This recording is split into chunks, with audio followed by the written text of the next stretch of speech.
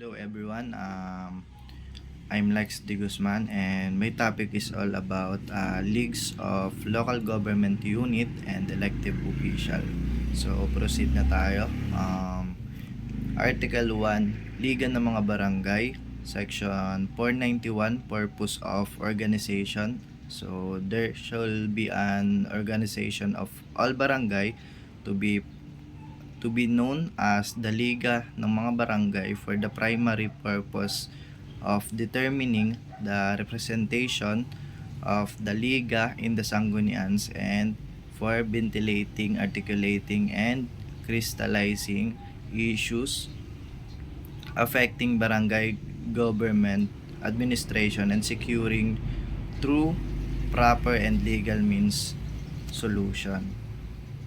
Yeah. So, it means establish the barangay, the League of the Barangay as an organization composed of all barangays with the primary goal of ensuring proper representation of the barangays in local legislative body, particularly in the sanggunian or councils. This organization serves as a platform to discuss, clarify, and address the challenges and issues related to the barangay governance. Through this collective body, the Liga works of proposing and securing solution to these issues by utilizing legal and appropriate means, ensuring that the concerns of the barangays are effectively communicated and resolved at the higher levels of government. So, ayun. Then, next naman tayo sa section 492, representation of national representation chapters of National Liga. Every barangay should be represented in said Liga by the punong barangay or in his absence or incapacity by the sangguniang member duly elected for the purpose among its members who shall attend all meetings or deliberations called by the different chapter of the Liga. So it means outlines the structure and representation of the Liga ng mga barangay, which is an organization that represents barangay in the Philippines. Each barangay is represented by its punong barangay, or if unavailable, by the elected member of the barangay councils who attend the meeting of the Liga. The Liga has different levels of chapters based on political subdivisions: municipal, city, provincial, and metropolitan. The barangay representatives from municipal and city levels from their respective chapters and their elected president lead the provincial or metropolitan chapters.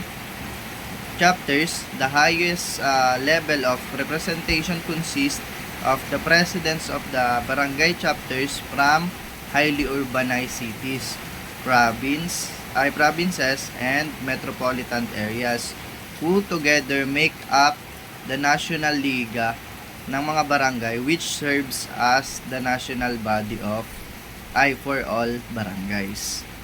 So, ayun. So, dito naman tayo sa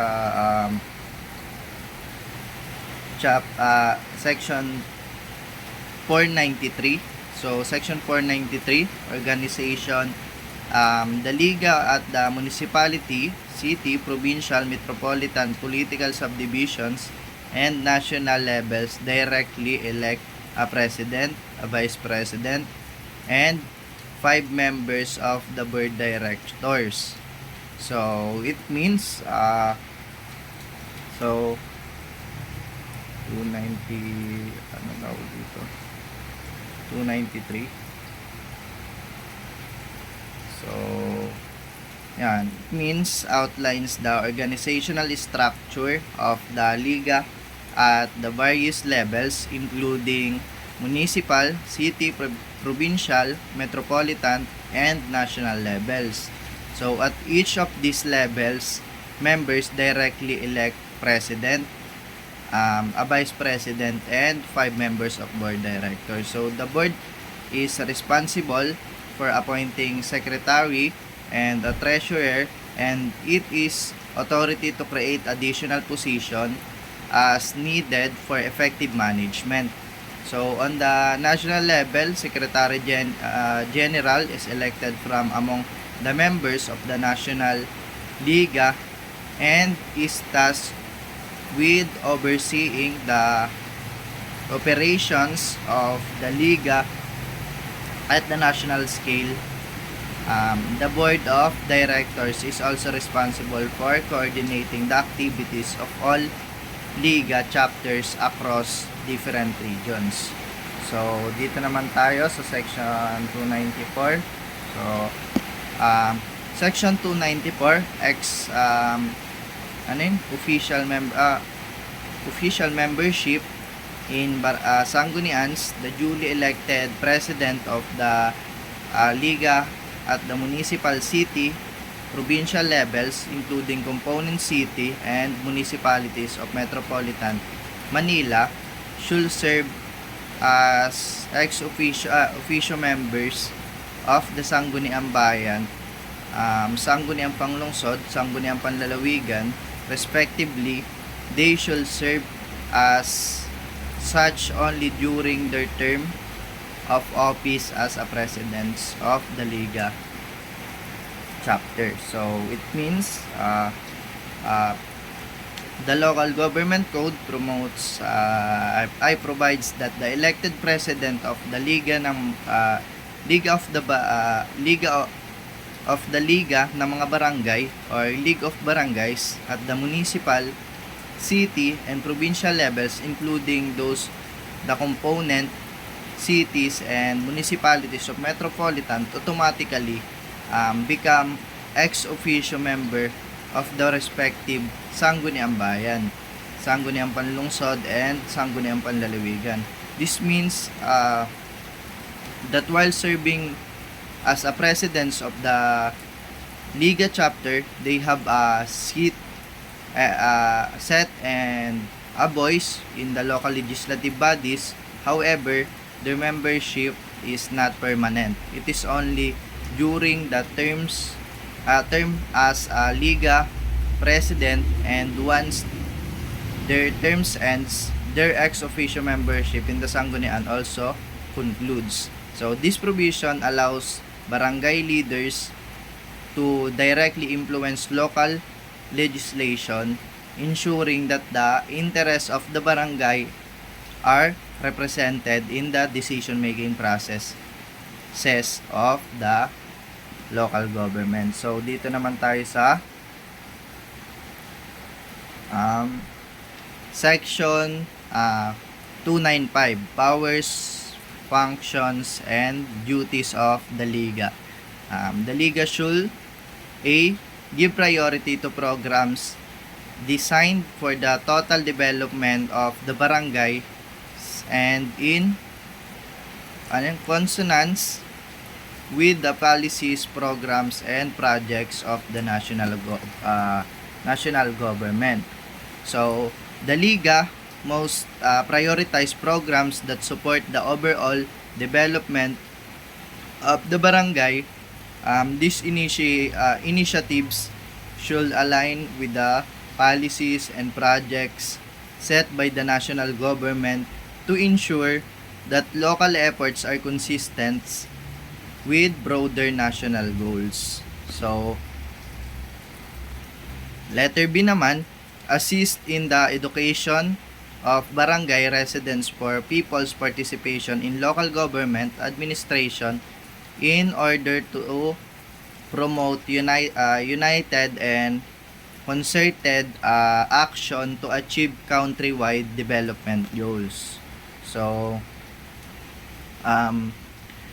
the Liga plays a role in educating the residents of the barangays about the importance of participating in local governance. This helps foster a sense of unity and encourages collaborative efforts, ensuring that barangays contribute to national development objectives. So, dito naman tayo sa letter C. So, supplement the efforts of government in creating gainful employment within the barangay. So, the Liga helps the government by working to create job opportunities within the barangay. This ensures that the local community benefits from program aimed at reducing unemployment and promoting economic growth at the grassroots level. So, letter D naman is adopt measure to promote the welfare of barangay officials. So, the Liga is responsible for implementing policies or measures that improve the working conditions, benefits, and overall welfare of barangay officials. So, this helps to ensure that those serving at the local level are supported in their roles. So, letter E naman is serves as a forum of barangays in order to forge linkages with government and non-governmental organization and thereby promote the social, economic, and political well-being of the barangay. So, the Liga serves as platform where barangays can come together and connect with both government and non-government organization or NGOs. This partnership help to promote overall well-being of the barangay, covering social, economic, and political aspect. So, letter F naman is exercise such other power and perform such other duties and functions which will bring about stronger ties between barangays and promote the welfare of the barangay inhabitants. So, the Liga has the flexibility to take additional roles or responsibilities that is strengthen the relationship between barangays and help to improve the living condition of the people in the barangay. This clause gives Liga the authority to adapt to emerging needs and challenges in the local governance. So, ayun. So, dito naman tayo sa yan.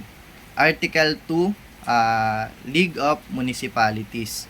So, Section 496. So, propose of organization, there shall be an organization of all municipalities to be known as the League of the Municipalities for the primary purpose of ventilating, articulating, and crystallizing affecting municipal government administration, ensuring through proper legal means solution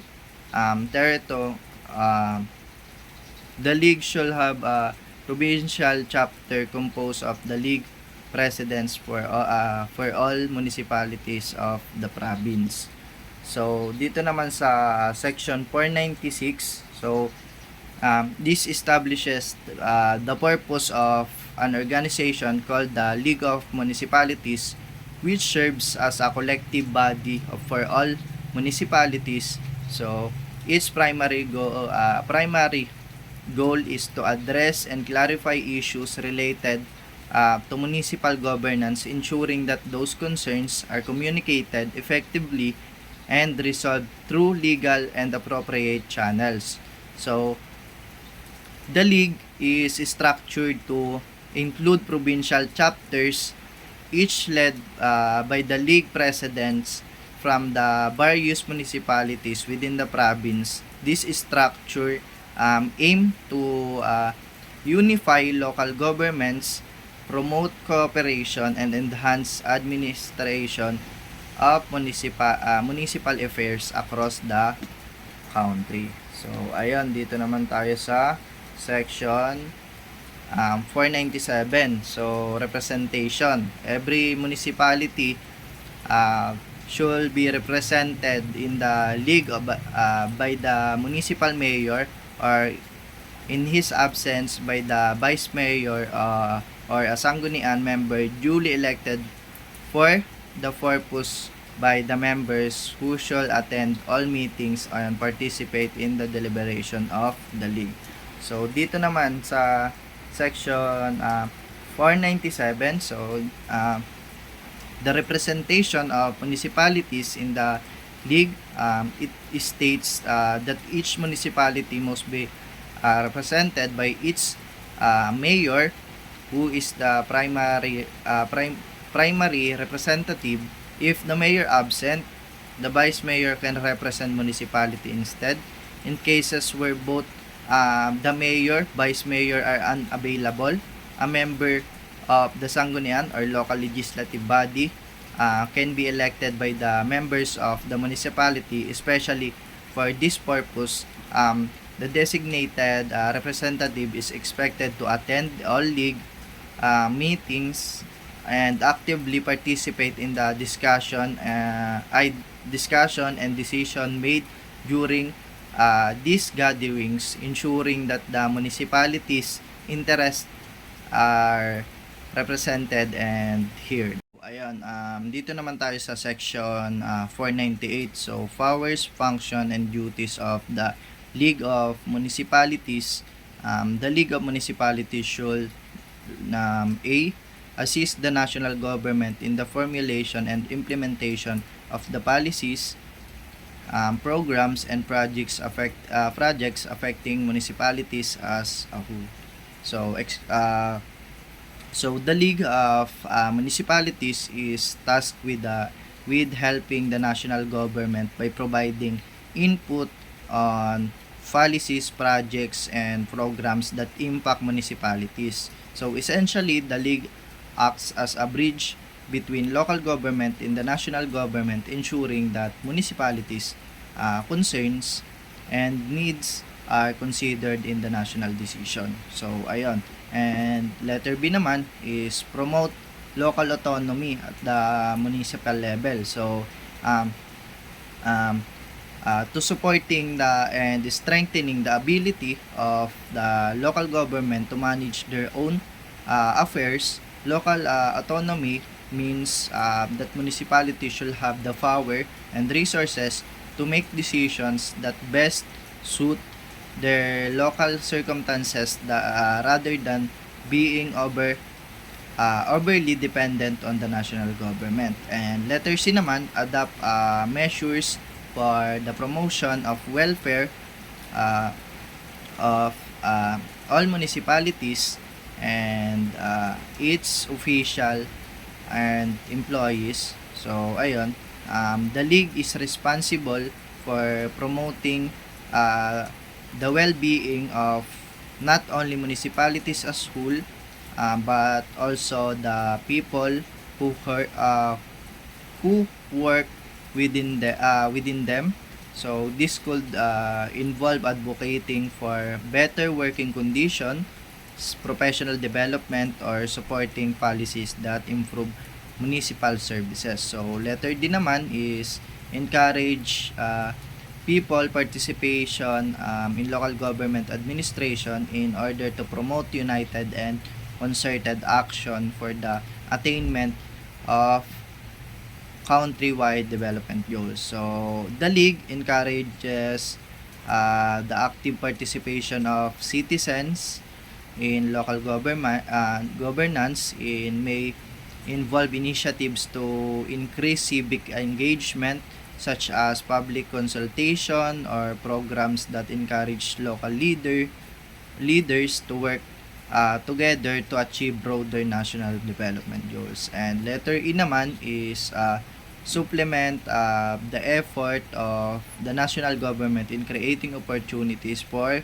gainful employment within the municipalities. So, the League of Municipalities is expected to assist the national government in generating employment opportunities at the local level. This could involve supporting projects or programs that create jobs within the municipalities, such as local infrastructure development or business initiatives. So letter F naman is give priority to programs designed for the total development of municipalities in consonance with the policies, programs, and projects of the national government. So, the League most prioritize programs that contribute to overall development of municipalities while aligning with the national government plans.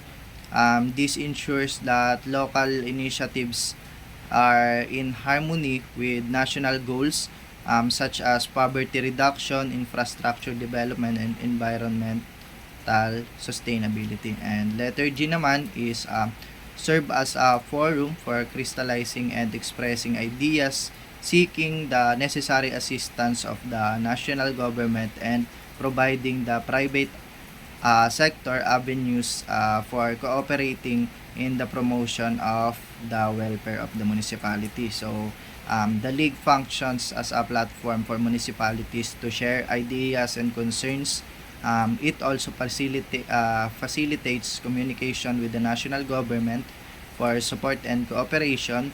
Moreover, it encourages partnership within the private sector to help boost municipal development by bringing in resources, expertise, and investment. So letter H naman exercise such their powers and platforms, such their duties and function as the League may prescribe for the welfare of the municipality. So this is more flexible provision.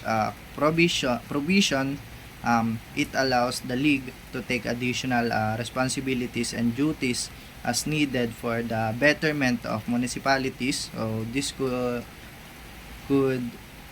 include new initiatives or powers that may arise as circumstances evolve, ensuring the League's role remains relevant and adaptable.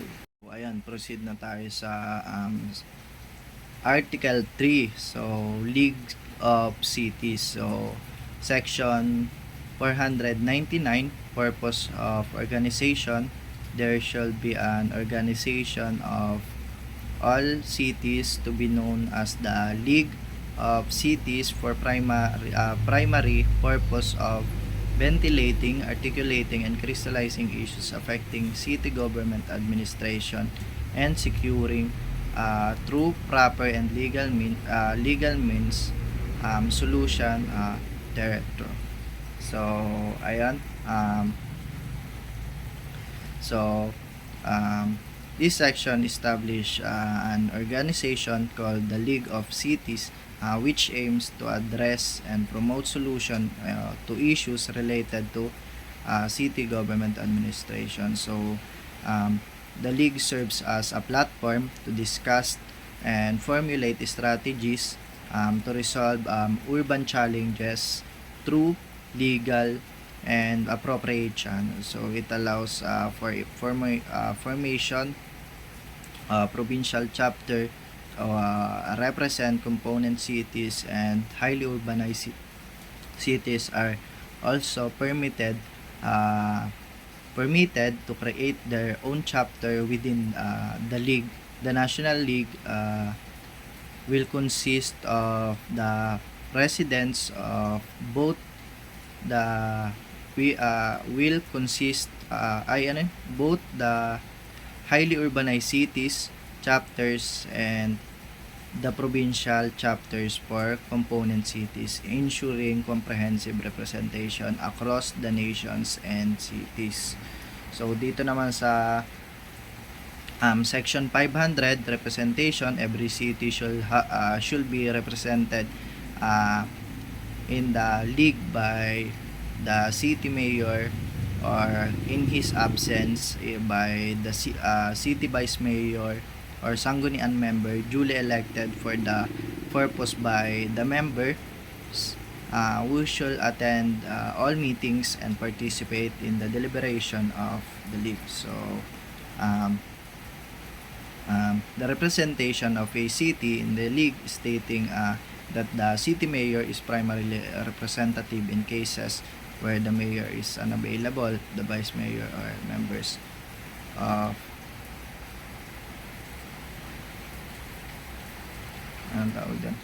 city members city mayor is primarily representative in cases where the mayor is unavailable, the vice mayor or member or the city's legislative body, the sanggunian, can be designated to represent the city.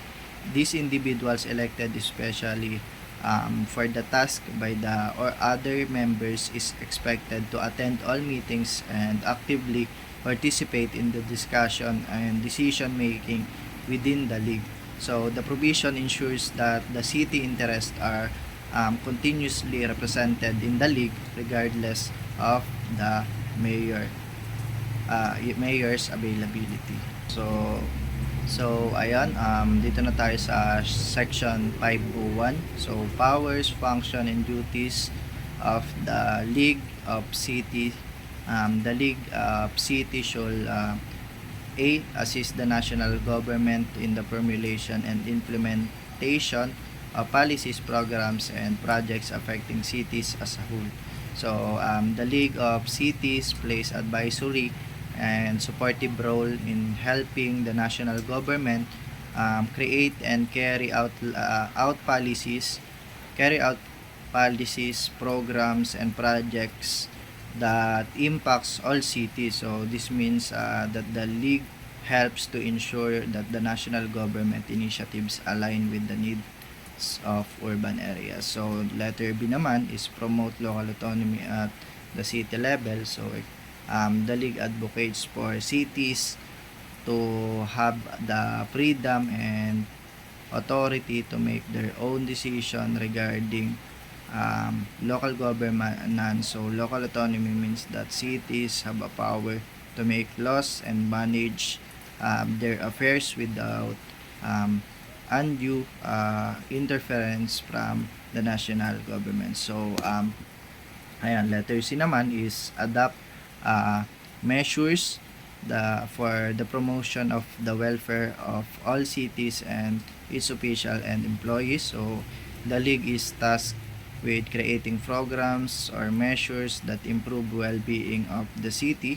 and the people working within them. So including government officials and employees. This could involve initiatives related to better working conditions, salaries, training, or support for local governance. So letter D naman is encourages people participation in local government administration in order to promote united and concerted actions for the attainment of countrywide development goals. The leagues encourages citizens to actively participate in the process of local governance by involving people in making the decision making. The league aims to foster collective effort in reaching the national development goals, ensuring that the voice of the people is heard and contributing to effective governance. So letter E naman is supplement the efforts of the national government in creating opportunities for gainful employment in the city. So the league assists the national government in creating job opportunities within urban areas. This can be through various programs, investment or partnership aimed at increasing employment rates and addressing local economic challenges. So Letter F naman is priority to programs designed for total development of cities in consonance with the policies, programs, and project of the national government. So,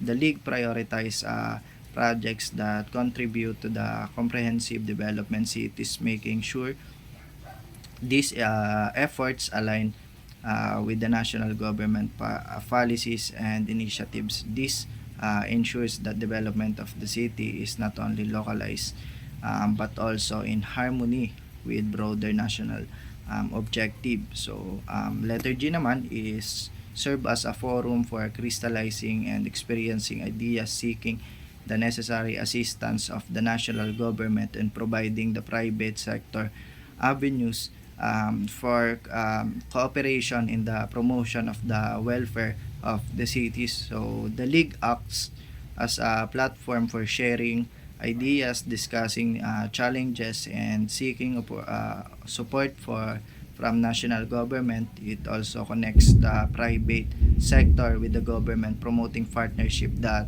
can benefit city. This fostering collaboration between the uh, public and private sectors for city welfare. So letter H naman is exercise such other power and perform such other duties and functions as the league may prescribe for the welfare city. So the league has flexibility to take on additional roles and function as necessary to serve the best interests of cities.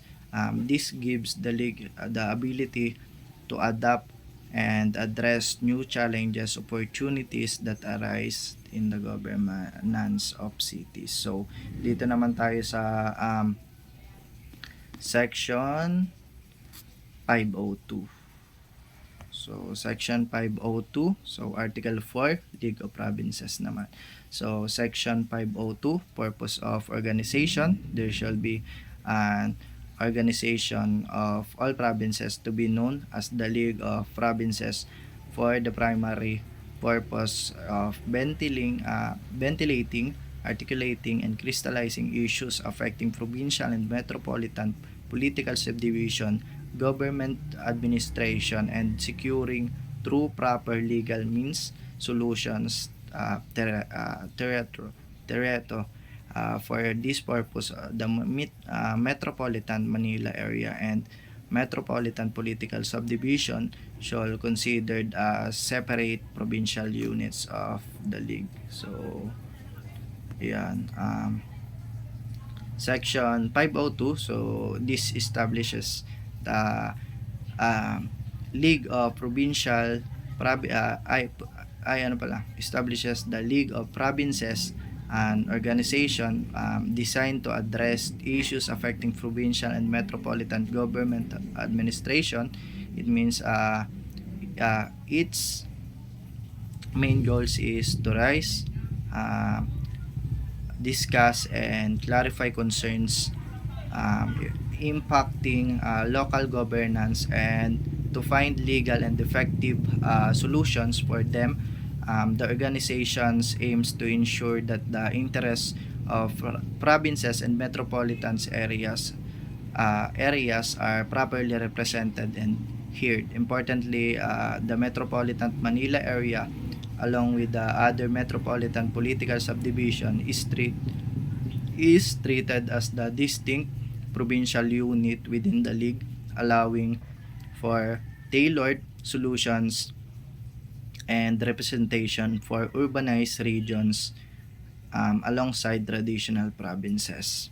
So, dito naman tayo sa section 503. So, representation. Every province shall be represented in the league by the provincial governor, or in his absence by the provincial governor or sanggunian member duly elected for the purpose of by the members, who shall attend all meetings and participate in the deliberation of the league. So, section 503,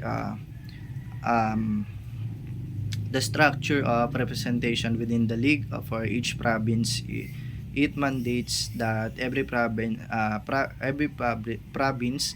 must have the representative, which is typically the provincial governor. However, if the governor is unable to attend, the provincial vice governor or designated members of the provincial legislature or sanggunian, and who has been officially elected for this role will act as the representative. This representative is expected to attend all meetings of the leagues and actively engage discussion and decision making processes, ensuring that the province has a voice in the league's activities.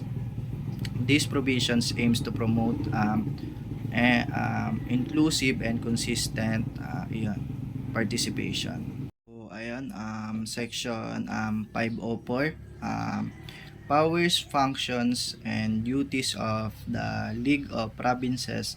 The League of Provinces should letter A is assist the national government in the formulation and implementation of the policies, programs, and projects affecting provinces as a whole. So this means that the League of Provinces helps the national government in creating and putting into action policies, programs, and projects that impact all provinces.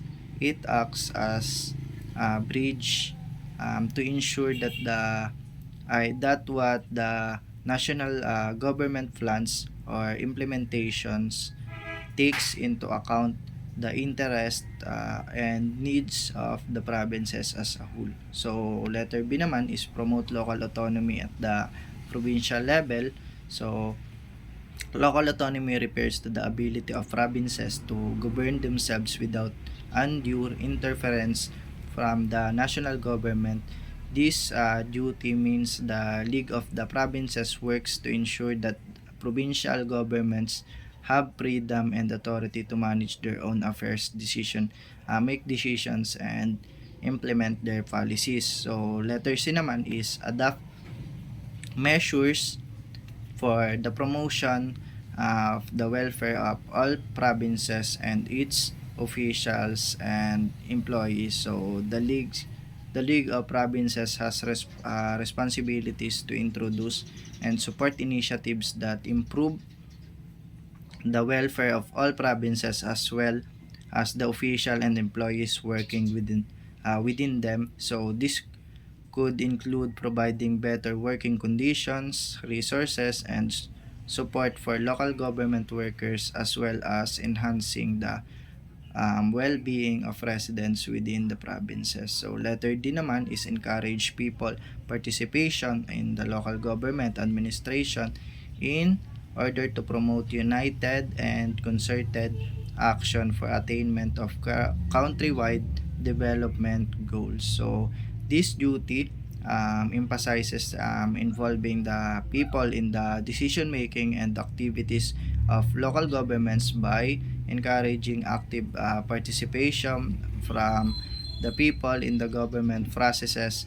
The league helps to ensure that the actions of the local government align with the national development goals, fostering a more unified effort toward national progress. So letter E naman is supplement the effort of the national government in creating opportunities for gainful employment within the province.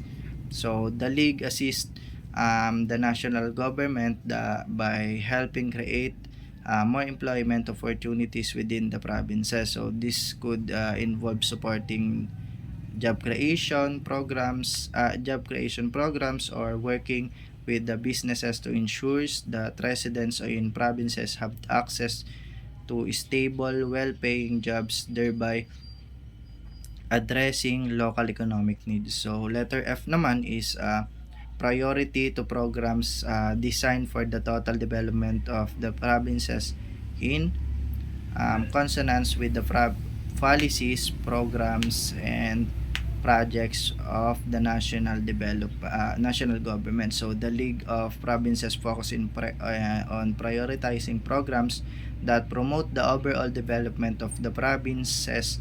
Their programs should align with the national government's broader goals and policies. So letter G naman is as a forum of crystallizing and expressing ideas, seeking necessary assistance of the national government, and providing the private sector's avenues for cooperations and promotion of the welfare of the provinces. The League acts as a platform where ideas, concerns and proposals can be discussed and shared among provinces. It is also a place where the provinces can request support the national government when needed.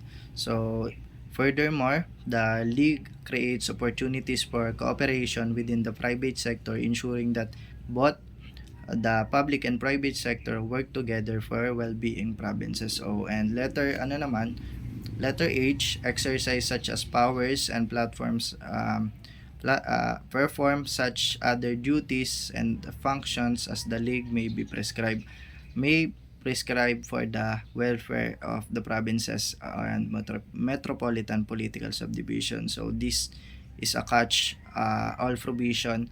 It gives the league the flexibility to take additional responsibilities or exercise other power it deems necessary for the welfare of the provinces. So it means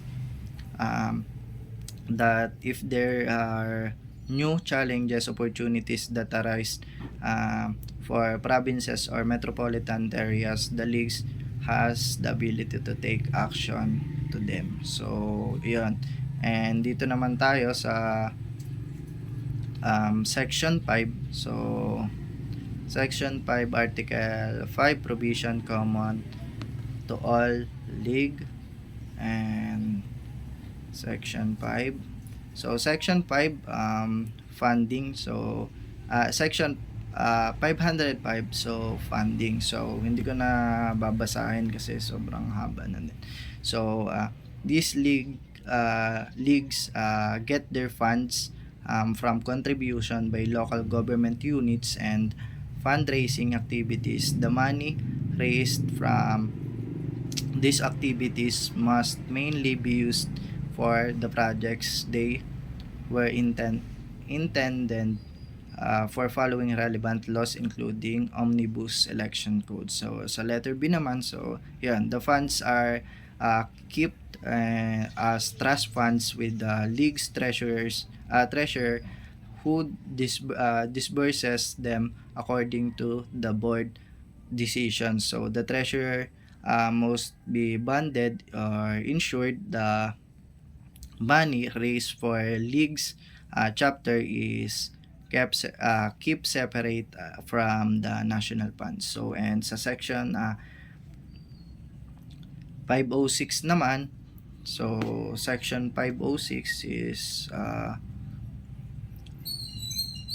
so section 506, so hindi ko na rin babasahin. So yan nga, organizational structure. So section 506 is it is outline the organizational structure of the league for municipalities, cities and provinces, emphasizing the needed for both chapter level and national level boards of directors with the presidents at the helm. So the national league is managed by the secretary general elected from among the national league members, who oversees the day-to-day operation. Additionally, the board of directors, whether at the chapter or national level, has flexibility to create other necessary position to ensure smooth management. So the national board of directors is responsible for coordinating and overseeing the programs, projects, and activities for both National League and its various chapter, ensuring alignment and efficiency in operation. So dito naman tayo sa section 507, so constitution and by laws of the Liga and the league. So section 507 is states that matters not specifically addressed in the chapter regarding the international organization of local government leagues should be governed by the respective constitutions and by laws. These governing documents, which are supplementarily to provisions of the chapter, must be aligned with the overarching principles of the national constitutions and existing laws. In other words, so for the leagues of local government units that have the authority to establish their own rules and structures, those rules must be contradict or violate the constitution or any applicable legal framework. So ayan. Dito naman tayo sa chapter 2, Leagues and Federation of Local Elective Official section.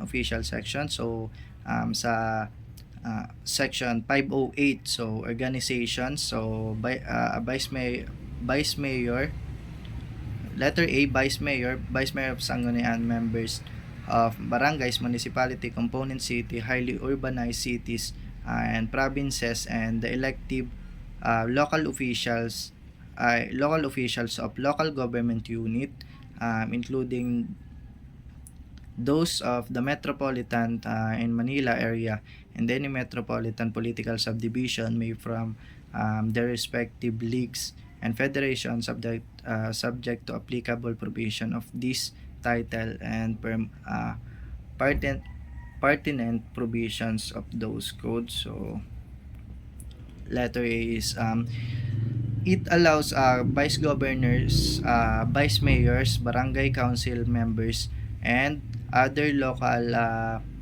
government officials from municipalities, cities, and provinces, including those from Metro Manila, to form their own leagues or federation as long as they follow the laws and regulation and outline in this code. So letter B naman, hindi ko na babasahin, so ipapaliwanag ko na lang. It is specially requires Sangguniang members or council members from municipalities and cities to form a provincial federation. This federation will have a board of directors and officers, including a president. The president of the federation automatically becomes a member of the provincial council or Sangguniang Panlalawigan, but only for the term of presidents of the federation. Their term in the provincial council cannot extend beyond the term of the council itself. So dito naman tayo sa section 509, so constitutions and bylaws. So hindi ko na babasahin nga and ipapaliwanag ko na lang. So the leagues or federation formed by local elected officials most adopt constitutions and bylaws to guide their internal organization and operation. So this governing documents should lay out how the leagues or federation will function. So however, they must always comply with the national constitutions and any existing laws, ensuring the rules do not conflict with the higher legal principles or regulation. And last, so section 510, so 510 funding. So explain ko na lang. So It means how leagues and federation can raise funds. This organization can gather financial support through contributions from their members or by the organizing fundraising activities. So additionally, the local government unit involved can allocate funds to support these leagues or federation, but this is independent on the availability of funds within the local government's budget. So, ayun. So, doon natatapos yung aking report and thank you.